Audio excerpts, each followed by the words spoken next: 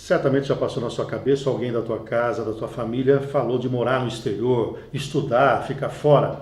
Nós vamos falar da movimentação em moeda estrangeira. Você indo para o exterior, tendo que mandar dinheiro para lá. Esse é o nosso tema no Planeta Economia. Você está assistindo o Planeta Economia, com Reinaldo Cafeu. Rui Rocha Assessoria, IT, Instituição Toledo de Ensino, Câmbio Bauru, Novo Termas de Piratininga, Tilibra, Finanças Pessoais.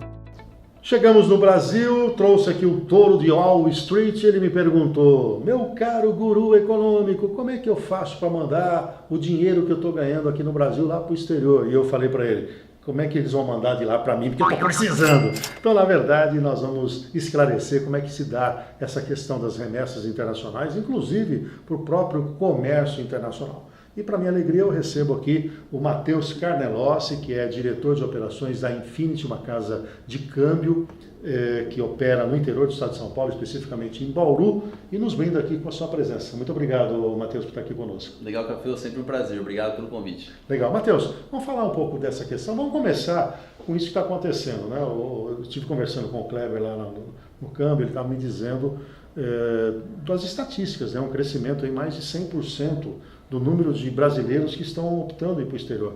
Eu tenho visto muita gente, até colegas, indo, por exemplo, a Portugal. Né? Recentemente foi um amigo, ele foi para lá para fazer mestrado, mas já levou a mulher, criança, a mulher dele estava grávida, foi também, e arriscando mesmo, né?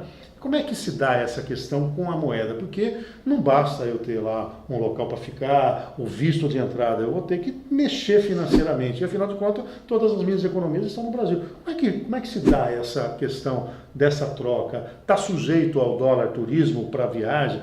A família daqui quer remeter para lá, remete por que cotação? Explica um pouquinho como é que funciona essa mecânica. Legal, isso tem acontecido bastante, né? A gente vê um movimento dos brasileiros buscando uma oportunidade nova de vida, né? Até mesmo pela questão econômica e política que o país está vivendo. A grande verdade para fazer esse tipo de operação é muito simples, né? Você sempre vai estar balizado por uma cotação que a gente chama um pouco mais acima do comercial, porque existe até um spread bancário, mas o grande ponto aí que deve ser ressaltado é que não há problema nenhum para ninguém fazer nenhum tipo de remessa desse tipo, né? É muito simples de ser feito, desde que o dinheiro aqui do Brasil tem origem, seja então, comprovado. Essa é a grande questão, porque as pessoas normalmente ficam preocupadas, será que a Receita Federal... Eu costumo dizer o seguinte: se você não deve nada, né, um dinheiro legal, por que não? Exato. Então, eu tenho renda, tenho sobra, quero mandar para o meu filho que está lá, sem problema. Não há problema algum, desde que essa renda seja comprovada, por exemplo, no seu imposto de renda. Você pode remeter esse valor para o seu filho que está estudando fora, ou para você mesmo que vai abrir uma conta no exterior para fazer um mestrado, um estudo nesse sentido, não há problema algum. Tem até gente fazendo investimentos em papéis no exterior, né? Inclusive algumas plataformas de bancos têm recomendado, para quem tem um volume maior, diversificar um pouco, né? Há boas oportunidades. Recentemente teve a alta dos juros americanos, há uma perspectiva de aumento de juros do Japão, na Europa, quer dizer, essas remessas servem também para isso, para fazer investimento lá fora. Exatamente, servem sim. E isso é legal porque começa a aparecer um perfil de amadurecimento do próprio investidor brasileiro, que começa a analisar outros mercados para fazer os seus investimentos. E isso é extremamente comum, a gente atende isso diariamente lá, então pessoas que estão pensando em investir na Bolsa Americana, por exemplo, fundos de ações americanos e até mesmo imóveis, né, no exterior, principalmente em lugares de grandes concentrações de turistas. Hoje está sendo o famoso queridinho do brasileiro investir num imóvel no exterior. E tem algum limite para isso? Quer dizer, o limite estaria eu ter a origem disso, ou o governo diz, não, você não pode mandar que 10 mil dólares, 20 mil dólares, como é que funciona? Não existe limite algum para enviar uma remessa financeira internacional e nem nenhuma restrição que o governo faça. O que deve sempre observar é a legalidade da operação, né? Ou seja, se você tem algum investimento que você está adquirindo, provavelmente você der um documento que vai lastrear esse investimento aí. De certa maneira, a gente sempre precisa olhar a instituição financeira que faz esse tipo de operação e entender se o cliente tem a capacidade financeira para enviar essa remessa. Tendo essa capacidade financeira, não há problema algum, não existe limite. Você pode enviar o quanto você quiser. Agora, se a gente pensar em perspectiva, né, nós estamos falando um pouquinho de investimento. A taxa de juros no Brasil caiu para 6,5% a taxa básica. O CDI, né, que é o interbancário, o interfinanceiro, está ajustado aí para 6,53%.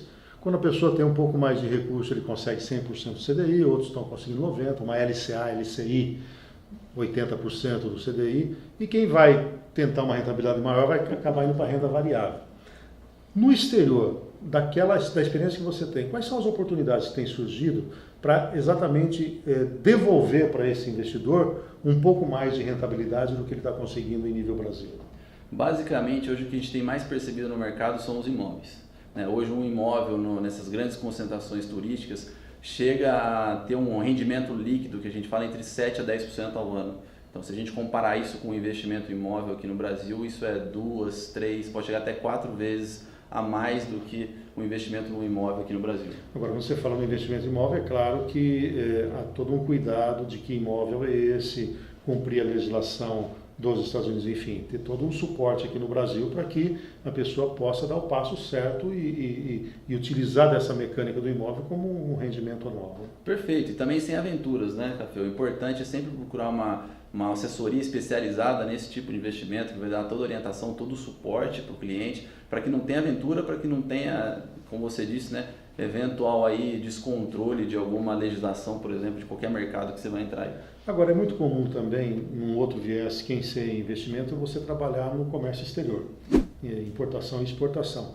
E nesse caso, a gente tem observado que várias empresas que tentam praticar o comércio exterior acabam indo naqueles bancos tradicionais, né, que eram habilitados. Não se deram conta que desbancarizou, né? E não procura as casas de câmbio. A flexibilidade de uma casa de câmbio, nesse caso, é muito maior do que a estrutura que um banco, às vezes, muito robusto tem, né? A proximidade é maior, cria até uma certa um personalismo aí no atendimento. Né? Com certeza, a gente até fala que cada cliente nosso é um parceiro, né? Hoje, no grandes instituições financeiras, que é inclusive um perfil do Brasil, né? Ser focado em algumas instituições financeiras apenas, diferente de um perfil americano, que é bem descentralizado isso. A ideia da casa de câmbio é ser uma grande parceira do cliente, né, no sentido de ser bem próximo, tirar todas as dúvidas. E normalmente uma grande instituição comercial às vezes não tem esse atendimento tão próximo para ajudar o cliente em eventuais dúvidas. Então esse é o grande papel da casa de câmbio hoje para essas empresas que estão importando e exportando aí no comércio internacional. E deixando claro que quando você está falando de investimento no exterior, câmbio, nós não estamos falando de manuseio do câmbio físico, né? Toda uma remessa eletrônica em que tem toda uma regulamentação por trás. Exatamente, né? Quando a gente fala de remessa, não tem envolvimento de dinheiro físico, é tudo eletronicamente, isso tudo é registrado no Banco Central via contrato de câmbio, a gente tem o SWIFT, que é o famoso comprovante que a transação foi feita, então, ou seja, não existe risco nenhum de fazer esse tipo de transação. Muito bom. Veja só, né? Então dá para você se relacionar com o resto do mundo sem ter dúvidas nem preocupações do ponto de vista da legalidade, isso já é comum. Afinal, estamos numa economia global, né? Exatamente, capitalizada, né? Exatamente. Muito bem. Quer passar a mão aqui no Torinho? Fica à vontade, sorte, né? dá sorte o Toro aqui. E óbvio, né? Nós vamos pedir para você, né? Como esse tema e tantos outros no nosso canal, que você faça... Assine o canal, clique no sininho. O sininho é importante porque ele recebe as notificações, né? E compartilhe à vontade. Matheus, obrigado por estar conosco aqui. Obrigado, Café, sempre um prazer. Até a próxima. Até!